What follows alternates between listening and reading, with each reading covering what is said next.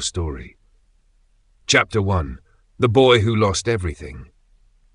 The air was thick with smoke and fear. Moshe Kessler's small hands trembled as he clutched the fabric of his mother's dress, his heart hammering against his ribs. The packed cattle car rocked violently as the train groaned over rusted tracks, its iron wheels screeching like a wounded beast. The suffocating darkness inside was broken only by narrow slivers of daylight squeezing through the wooden slats. The stench of unwashed bodies, sickness and despair filled the space, pressing in on Moshe like an invisible weight. No one spoke. Words had long since lost their meaning. Only the occasional sob of a mother or the whimper of a child broke the silence. Moshe didn't know how long they had been inside this moving prison. Hours, days, maybe even weeks. He only knew that his world had shrunk to the desperate grip of his mother's hand. He fought to stay awake, afraid that if he closed his eyes he would wake up alone. Then the train lurched to a stop. A heavy silence fell. Somewhere outside, voices barked orders in harsh German. A metallic clang rang through the air as the doors slid open. Blinding light flooded in, and with it the acrid scent of burning flesh. Moshe's mother squeezed his hand once, tight, urgent. "Stay close to me," she whispered. But there was no time. The guards stormed the car, dragging people out like sacks of grain. Moshe staggered, disoriented. He clung to his mother as they were herded onto a long platform. Before he could fully grasp what was happening, a uniformed officer stepped forward, his black-gloved hand pointing left and right. A single gesture sealed the fate of each soul that passed before him. Moshe saw families torn apart in seconds. Fathers wrenched from their children, wives screaming for their husbands. He felt his mother's breath hitch as the officer's eyes landed on them. A moment's pause. Then the gloved hand moved. Right. A sharp tug pulled Moshe's fingers free from his mother's grasp. "No!" he screamed, twisting, reaching for her. But a soldier shoved him forward. His mother's face twisted in agony as she fought against the hands restraining her. "Moshe!" she cried, her voice swallowed by the chaos. And then she was gone. Moshe was pushed into a line of boys. His legs felt weak, his breath short. His mind refused to understand. How could she not be here? She had always been here. He turned wildly, searching for her, but all he saw was an ocean of faces, terror-stricken and lost. The group of boys was marched away from the platform, deeper into the labyrinth of barbed wire and concrete buildings. The world around him felt unreal, like a nightmare he would wake from at any moment. But the cold metal gates ahead adorned with cruel words. Jedem des Seiner promised no escape. This was Buchenwald, and Moshe Kessler had just lost everything. Now Chapter 2, The Brotherhood of Shadows. The first thing Moshe noticed about Block 66 was the silence. It wasn't the suffocating quiet of fear he had felt on the train, nor the chaotic, desperate cries from the selection platform. This was something else, something calculated. The boys who occupied this section of Buchenwald weren't like the others he had seen. Weak, broken, waiting for death. They were watching. Moshe shivered as he stepped into the dimly lit barrack, his bare feet pressing against the icy wooden floor. The walls were lined with bunks stacked 3 high, filled with boys who looked no older than 15. Shadows flickered in the corners, cast by the single lantern that barely illuminated the room. A foul stench clung to the air, sweat, unwashed bodies, and sickness. A boy with hollow cheeks and sharp, calculating eyes stepped forward. He couldn't have been more than 14, but there was something in his expression that made him seem much older. "You're new," the boy said, his voice barely above a whisper. Moshe nodded but said nothing. He had learned quickly that words could be dangerous. "Where did they take your family?" Moshe's throat tightened. He didn't answer. The boy stared at him for a long moment before nodding, as if he understood without needing to hear it. "They took mine too." A hand clamped down on Moshe's shoulder. He flinched, spinning to see another boy, taller, with dark, piercing eyes and a long scar running from his jaw to his collarbone. "What's your name?" the scarred boy asked. "Moshe."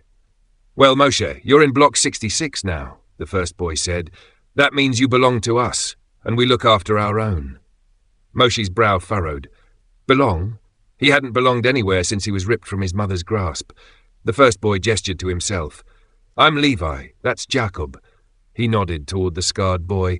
And those two in the corner are Samuel and Aaron. They don't talk much." Moshe followed Levi's gaze to the two figures hunched in the darkness. They were whispering to each other, casting occasional glances toward the barracks entrance. Suspicious, watchful. "Why is this block different?" Moshe asked cautiously. Jacob's mouth twisted into something between a smirk and a grimace. "Because we're not supposed to be here." Before Moshe could ask what that meant, the barrack door creaked open.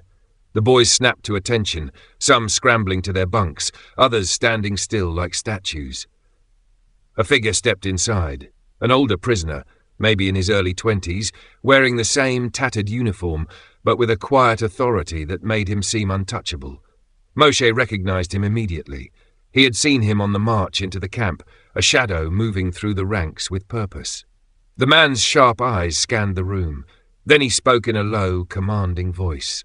"New ones, listen carefully. You are in Block 66 because someone out there wants you to survive." A ripple of unease passed through the group. "This camp was never meant for children," the man continued. "But we have friends, men who have hidden us from the SS, men who risk their lives to keep us alive.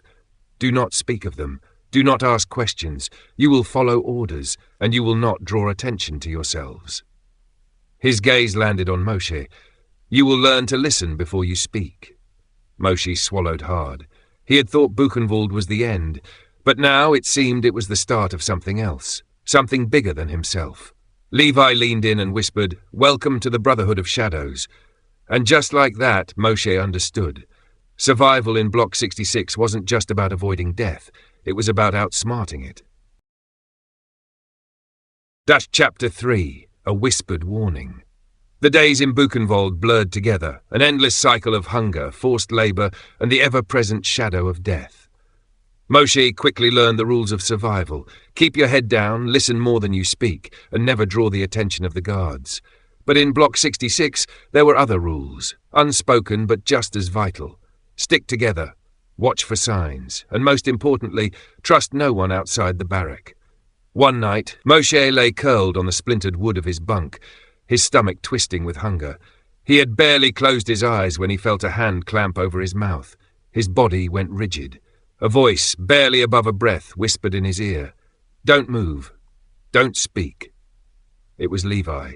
Even in the near darkness, Moshe could make out the sharp glint of his eyes. He slowly removed his hand and pressed something into Moshe's palm. A small scrap of cloth, rough and damp. Moshe frowned, but before he could react, Levi was gone, melting back into the shadows. His pulse hammered as he unfolded the fabric. Words were scrawled onto it in a hurried, smudged script. "Do not trust the capos. The Nazis plan to kill us all before the camp falls." A cold dread crept up Moshe's spine. He swallowed hard and glanced around, but the barrack was silent, except for the rhythmic sound of shallow breathing from the other boys. He shoved the cloth into his sleeve, his heart pounding. Outside, the distant hum of German voices echoed through the night. Moshe strained to listen. Something was different. The usual drunken laughter of the guards was gone. Instead, their voices were hushed, tense. He turned onto his side, his mind racing. The Nazis knew the war was slipping through their fingers. Moshe had seen the shift in their faces, the growing desperation in their commands. But if Levi's warning was true, then the real danger wasn't the forced labor, the beatings, or the starvation. It was something far worse. It meant time was running out. And if Block 66 was a secret the Nazis no longer wanted to keep, then Moshe and the others were living on borrowed time. Tomorrow he would have to decide. Pretend he knew nothing, or find out who had sent the warning before it was too late. Chapter 4, The Double Agent Among Them. The scrap of cloth burned in Moshe's mind long after he hid it beneath his tattered sleeve. Every shadow in Block 66 suddenly felt deeper, every glance from another boy heavier with unspoken meaning. The warning had been clear. The Nazis planned to kill us all. But what terrified him more was the first part. Do not trust the capos. The capos were prisoners, just like them. Some were violent, carrying out beatings to keep order, while others simply did what they had to in order to survive. But if one of them was passing information to the Nazis, if one of them was helping orchestrate whatever horror was coming, then who could be trusted? That night, as the other boys drifted into restless sleep, Moshe turned to Levi.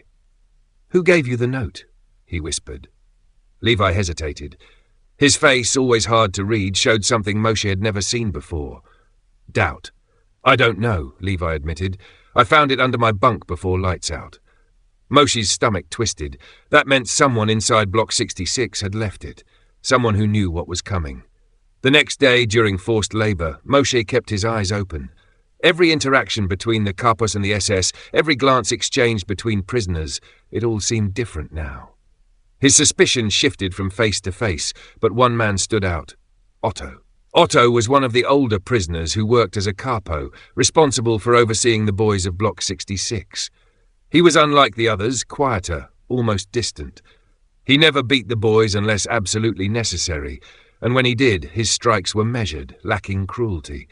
He was strict, but never seemed to take pleasure in their suffering. And yet, there was something else about him. Otto had a way of disappearing just before selections were made.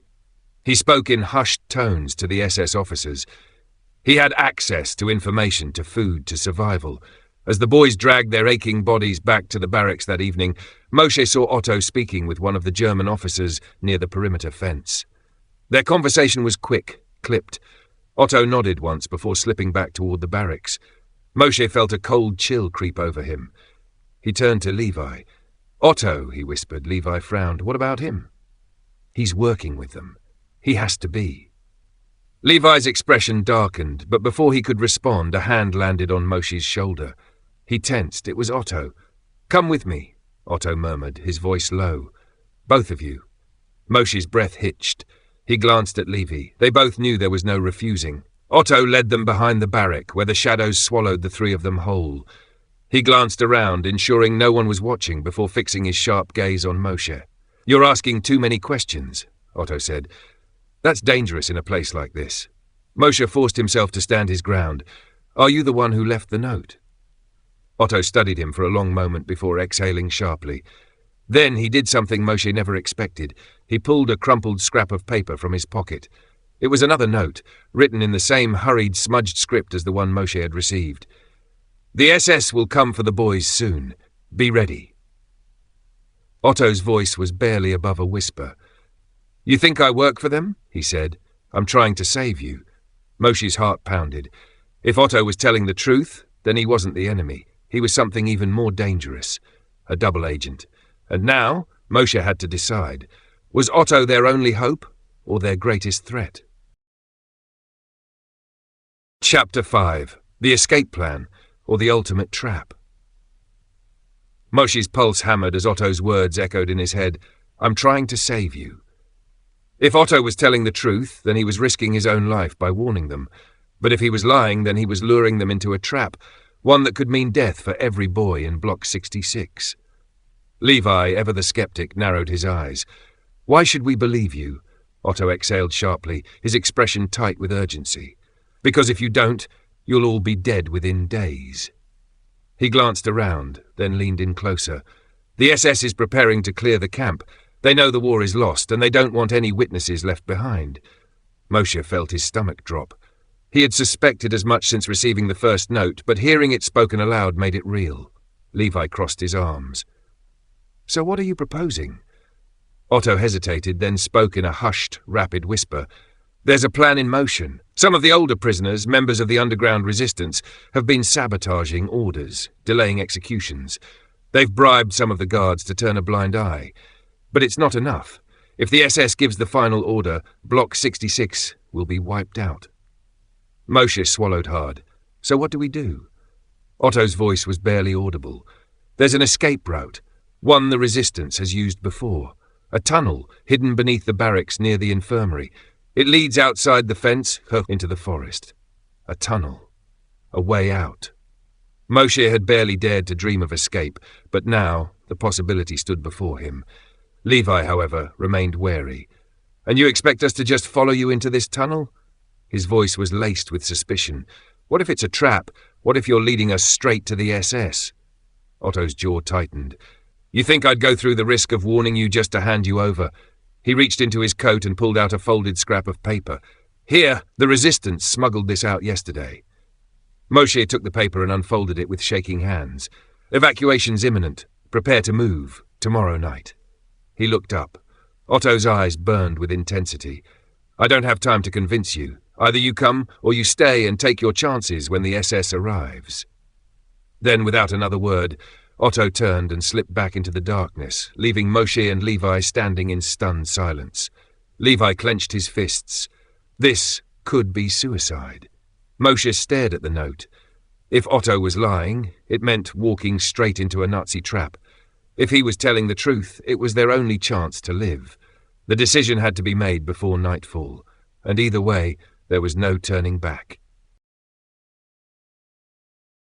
Now, Chapter 6, The Nazis' Secret Gamble. As the sun dipped below the barbed wire fences of Buchenwald, an eerie stillness settled over the camp. Something was shifting. The guards were whispering among themselves more than usual, their glances sharper, their tempers shorter. Even the capos seemed uneasy, avoiding eye contact and keeping their voices low. Moshe felt it in his bones. Something was coming. That night, Levi managed to slip a stolen piece of bread into Moshe's hand, but neither of them ate. They sat huddled in their bunk, pretending to sleep, waiting for Otto's signal. Then, just before midnight, the barrack door creaked open. A figure stepped inside, but it wasn't Otto. A tall SS officer stood in the doorway, his polished boots gleaming under the dim lantern light. His eyes swept the room, cold and calculating. "Get up!" His voice was smooth, almost too calm. "Now!" The boys stirred, fear flashing in their eyes as they scrambled to obey. Moshe's heartbeat thundered in his chest. This wasn't a normal roll call. The officer stepped forward, his sharp gaze landing on Moshe. "You, come with me." Moshe froze. He felt Levi tense beside him. A million thoughts raced through his mind. Was this it? Had Otto betrayed them after all? "Now," the officer repeated. With no choice, Moshe stepped forward. He barely had time to register Levi slipping something into his palm, a tiny folded scrap of paper, before the officer grabbed him by the collar and dragged him outside. The cold night air stung his skin as he was led past rows of barracks, deeper into the camp. They stopped in front of a small, dimly lit building, one of the SS offices. The officer shoved Moshe inside. The room smelled of stale smoke and sweat. At the desk sat another officer, his uniform immaculate, his fingers tapping idly on the wooden surface. He regarded Moshe with an expression of curiosity, as if studying an insect trapped in a glass jar. The first officer shut the door. Then, to Moshe's utter shock, the seated officer smiled.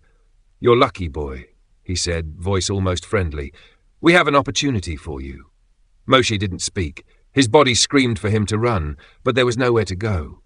The officer leaned forward. "I know what's happening in Block 66. I know there are men working against us. I know there is talk of an escape." Moshe's breath hitched. The officer's smile widened. "And here's where you come in." He folded his hands neatly. "Tell us the names of those involved, the ones planning to flee. Give us information, and in return we can protect you. Food, warmth, safety. You will not end up like the others." Moshe's blood ran cold. They were offering him a deal, a chance to save himself. But at what cost? He thought of Levi, of the other boys who had become his family in Block 66. He thought of Otto's desperate warning, the tunnel, the risk, and then he thought of the note still clenched in his fist. The officer's voice cut through his thoughts. "Choose wisely, boy." Moshe swallowed hard, his mind racing. The SS was gambling that fear would break him, that his will to survive would be stronger than his loyalty. But they had made one mistake. They had underestimated him. Chapter 7. The Liberation That Came Too Late. The hours after Moshe's encounter with the SS officer felt like a blur, the weight of the decision pressing on his chest. His thoughts collided like 1,000 crashing waves. He couldn't trust the Nazis. He couldn't betray his fellow prisoners. And yet, he had no way of knowing if he could survive the coming storm without doing something desperate. By the time dawn broke over Buchenwald, Moshe had made his decision. He couldn't remain silent. Not after all the warnings. Not after Otto's plea. But even as he wrestled with his choices, the camp was already shifting. There was an undercurrent of tension, thick and suffocating. The SS had been tightening their grip, moving more aggressively through the camp. It wasn't just the usual brutality. It was as though the officers knew something they weren't sharing. Moshe had barely made it back to Block 66 when the news came. The rumbles of trucks pulling into the camp yard sent ripples of panic through the barracks. The familiar sounds of boots marching, the metallic clank of the gates, grew louder and louder. It wasn't the usual patrol. This was something more. Levi was already waiting by the door when Moshe entered. His face was pale, his eyes wide with fear. "It's happening," Levi whispered. "The SS! They're rounding up the children. They're taking us out." "Where?" Moshe asked, his voice barely audible. Levi shook his head, his expression grim. "We don't know, but it's bad. Very bad." Before Moshe could respond, the barrack door flew open and the familiar figure of Otto appeared. But he wasn't alone. Behind him stood two heavily armed SS soldiers, their eyes cold and unfeeling. Otto's face was ashen, his usual calm replaced with an almost palpable sense of dread. "They're coming for you," Otto said, his voice strained. "They're moving you all out of here. You've got to go, now." Moshe's stomach twisted. "What about the tunnel?" Otto glanced nervously over his shoulder, then stepped forward, lowering his voice. "The tunnel's compromised. The Nazis know about it. There's no time to escape." Moshe felt the world tilt beneath his feet, the hope that had sustained him for so long. The idea that he could escape the horrors of Buchenwald was slipping away. His only hope was evaporating like mist in the morning sun. Suddenly, there was a sharp, shrill whistle. The SS soldiers outside began barking orders. The other boys in Block 66 rushed to line up, fear in their eyes, but a strange, tense resignation on their faces as well. They knew. They had all known it was coming, but nothing could have prepared them for what came next. As the boys were herded toward the gates, Moshe could see them. The trucks. Black, hulking machines, their engines growling ominously. In the distance, the sound of gunfire echoed. Screams too, faint but unmistakable. It was the sound of someone being silenced forever. The liberation they had heard rumors of for so long was approaching, but it was not yet here. And the worst part? It was coming too late. In that moment, as Moshe was shoved onto one of the trucks with the other boys, he realized the brutal truth. The war was almost over, but not for them. Not yet. The engines roared to life, and the trucks began to move, their destination uncertain, their fate hanging in the balance. Moshe closed his eyes for a brief second, clenching his fists, and made a silent vow he would survive. Even if it meant walking through hell to reach the light. Asking of the real traitor. The truck rumbled down the desolate road, its engine's roar masking the quiet desperation that filled Moshe's chest. He sat in the back, wedged between the other boys, each of them exhausted, their bodies bruised and broken from the daily horrors of the camp. The cold wind whipped through the open sides of the truck, but it didn't bring relief. It only carried the scent of death and despair. Moshe barely noticed the passing landscape, his mind trapped in a haze of fear and confusion. What was happening? Where were they being taken? Were the liberation forces still coming? Were they too late? But there was something else gnawing at him, a suspicion that had been growing ever since the night he'd been dragged to the SS office. Otto, the man who had claimed to want to help, the man who had warned them, led them to the tunnel, promised them escape. He had acted as if he was on their side, part of the resistance. Yet something felt off. Moshe couldn't shake the feeling that Otto knew more than he was letting on, that perhaps Otto had been part of the reason they had been rounded up so quickly. He remembered that last look Otto had given him, the way his eyes flickered, the hesitation in his voice when he spoke about the tunnel being compromised. It hadn't been fear of the Nazis, it had been something else. And then there was the note, the one that had been slipped to him, warning him about the SS's plans. It had come from someone in Block 66, but why had it come to him specifically? Why had he been chosen to receive it? The truck jolted to a halt, snapping Moshe out of his thoughts. The doors were flung open, and the boys were pushed out, forced into a line in front of a cold grey building that loomed before them like a prison within a prison. "Move!" a guard shouted, his whip cracking in the air. Moshe followed the others, his mind still spinning. He couldn't wait any longer. He had to find out the truth. He had to know who had betrayed them. The boys were ushered into the building, where they were separated, each forced into a small, cramped room. Moshe was led into a bare, dimly lit space. The only sound, the echo of his footsteps on the concrete floor. He didn't have much time. He glanced around, then his eyes fell on the one figure in the room who wasn't like the others. Otto. He was standing at the far corner, speaking with one of the SS officers, his voice low and guarded. Moshe's heart pounded in his chest. There was no time to second guess. He had to act now. With a final glance at the officer, Moshe rushed toward Otto, his breath shallow, his legs trembling. "Otto," Moshe whispered urgently, grabbing his arm. "I know what you did." Otto stiffened, his eyes flashing. But before he could react, the door behind them burst open. The officer who had been speaking to Otto entered, his eyes narrowing as he saw the two of them together.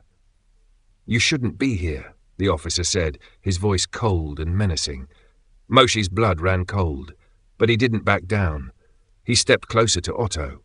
"You told them about the escape plan. You led us straight into their hands. You're the reason we're here." Otto's face twisted, a look of anger and frustration crossing his features, but he didn't deny it. "The plan was never to help you," Otto hissed. "It was to buy time, to make sure the ones who were useful to the Nazis were safe. You think I wanted to see you escape? I wanted out, but it was the only way. The Nazis promised me I'd be spared." Moshe recoiled, his heart shattering with the realization Otto wasn't part of the resistance. He was a double agent, a man who had sold them out in exchange for his own safety. The officer stepped forward, his expression almost triumphant. "Your little rebellion will be crushed. The plan worked. We knew who would break. We knew who would fall for it." Otto's eyes widened as if a weight was suddenly lifted from his chest. "You should have stayed in the barracks. You should have waited. The plan would have worked." But it didn't. The door opened again, and several more officers poured into the room, surrounding Moshe and Otto. The realization struck Moshe like a hammer. Otto wasn't just betraying them. He had been playing the Nazis' game all along, and now they were ready to silence him, just as they would silence anyone who had outlived their usefulness. Otto's once calm demeanor crumbled. He turned to Moshe, his voice low and shaky. "You were right to mistrust me, but don't expect mercy. You'll die here with the rest of them." Before Moshe could say another word, the officers dragged Otto away, their hands tightening around his arms as he struggled. His fate was sealed. And as the door slammed shut behind them, Moshe knew the truth. Otto wasn't the only traitor. There were others, those who had played both sides, pretending to be heroes while secretly feeding the Nazis their plans. The war had made them desperate. The Nazis had known it all along. And the boys of Block 66, they had become nothing more than pawns in a game they could never win. Chapter 9. The Great Deception. The walls of the barracks felt tighter than ever before, closing in on Moshe as he paced, his mind a whirlwind of confusion and rage. The sound of the truck engines still echoed in his ears, and the sharp cries of his fellow prisoners lingered in the air. The liberation that had been so close, so real, now seemed like a cruel mirage, forever out of reach. Moshe's thoughts turned to Otto. The betrayal still stung, gnawing at him like a bitter poison. He had trusted Otto. He had believed in the chance for freedom, the hope of escape. But now, Moshe saw it all with the clarity of hindsight. Otto had never been on their side. He had been playing both sides from the start, buying his survival at the expense of others. But there was no time to mourn the loss of a false hope. The war was nearing its end, and the Nazis were beginning to act with a chilling desperation. Moshe could feel the shift. The air had grown heavy, thick with fear and uncertainty. The SS had begun to isolate the prisoners, searching for anyone who might be involved in the underground movements. The tightening of the camp's security was suffocating, as if they knew their days were numbered and were willing to do anything to maintain control for just a little longer. Moshe's heart pounded when he was called to the central square. The familiar figure of the camp commander, a man who had overseen countless executions and atrocities, stood at the front, flanked by his officers. His presence, once a source of dread, now felt almost desperate. There was a finality in his voice as he addressed the prisoners. "We have been informed," the commander began, his words slicing through the tension, "that the Allies are closing in. They will come for us soon, but until then, we must maintain order. Any acts of defiance will be dealt with swiftly. Your lives depend on it. A chill ran through Moshe's spine. The war was ending, yes, but the Nazis were not surrendering. They were tightening their grip, determined to drag everyone down with them. The commander's words didn't end there. As he spoke, a new figure emerged from the shadows behind him. A man Moshe had seen only in passing but never spoken to. A tall, broad-shouldered officer with a cruel sneer. He was one of the higher-ranking Nazis who had been overseeing the liquidation of the Jews from the nearby villages. His reputation for ruthlessness preceded him. Moshe's gut instinct screamed that this man was trouble. The officer walked forward and addressed the gathered prisoners in a language Moshe couldn't understand. A translator quickly stepped in, his voice trembling as he relayed the officer's words. "You are to be transferred. The remaining prisoners in this camp will be taken to a remote location for further examination." Moshe's heart dropped. Examination? The word was a chilling euphemism for something far worse. The air seemed to grow colder as the reality set in. They were not being moved for safety. They were being prepared for one last, final mass execution. The Nazis were going to try to eliminate all witnesses, any traces of the horrors they had inflicted. The remaining boys, the last of the survivors, would be slaughtered before the Allies could reach them. Moshe's mind raced. This was it. This was the end. The final chapter in their grim story, the last desperate push for survival in a world gone mad. There was no escape. The tunnel was useless. Otto's betrayal had sealed their fate. But there was one last chance, a thread of hope, a dangerous gamble. Just as he turned to leave the square, a soft, hushed voice interrupted him. "Moshe, wait," he turned. His breath catching as he saw Levi approaching, his eyes wide with alarm. He had a look of urgency. Something in his expression told Moshe that something was wrong. "They're moving us tonight," Levi whispered urgently. "The plan, it's not over. It's a deception." A flash of understanding lit up in Moshe's eyes. The Nazis were playing a game. They were pretending to evacuate, to prepare for the final slaughter. But there was something else at play here, something they hadn't accounted for. Levi's voice dropped to a near whisper. "There's a resistance cell inside the camp. Some of the older prisoners, men who survived the death marches, have been planning a second escape. They know the Nazis are desperate. This is the final trick, Moshe, the one they don't see coming." Moshe felt a spark of hope, a hope he hadn't allowed himself to feel in so long. How do we get out? Levy's eyes flickered with fear, but also determination. "The truck transports tonight. They'll think we're being moved to a remote location, but we'll be smuggled into the transport vehicles, hidden among the dead. It's a risk, but it's our only shot." The weight of the decision hung in the air. Every part of Moshe's body screamed for him to run, to take this chance. But his mind was still clouded with doubt, still reeling from the shock of Otto's betrayal. Levi grabbed his arm, his grip firm. "Moshe, we have one shot. It's either now or never." Moshe took a deep breath. The risk was enormous. The chance for survival seemed smaller with each passing second. But this was the only chance they had left. He couldn't let fear win. "Let's do it," Moshe whispered, his voice steady despite the storm inside him. "We fight for one last chance." Chapter 10. The Legacy of the Forgotten. The night of the Great Deception had arrived.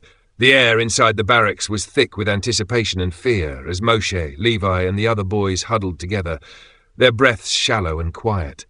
Their plan was a delicate one, but it was the only one they had. The Nazis had led them to believe that they were being transferred to a remote location, one that would be their final resting place. But hidden among them was a glimmer of rebellion, a last desperate attempt to outsmart their captors and escape the clutches of death. As the evening shadows deepened, the sounds of trucks and guards filled the camp. It was time. Moshe's heart raced, his thoughts flashing to the faces of the other boys in Block 66, each one of them a part of this fragile hope.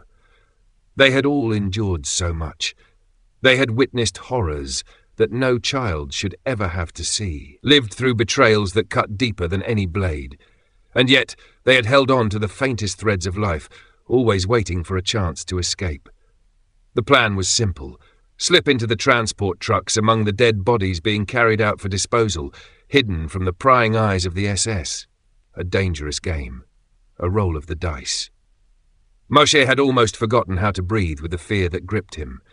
But Levi was there beside him, his face set with a quiet resolve. Neither of them spoke. Words weren't needed.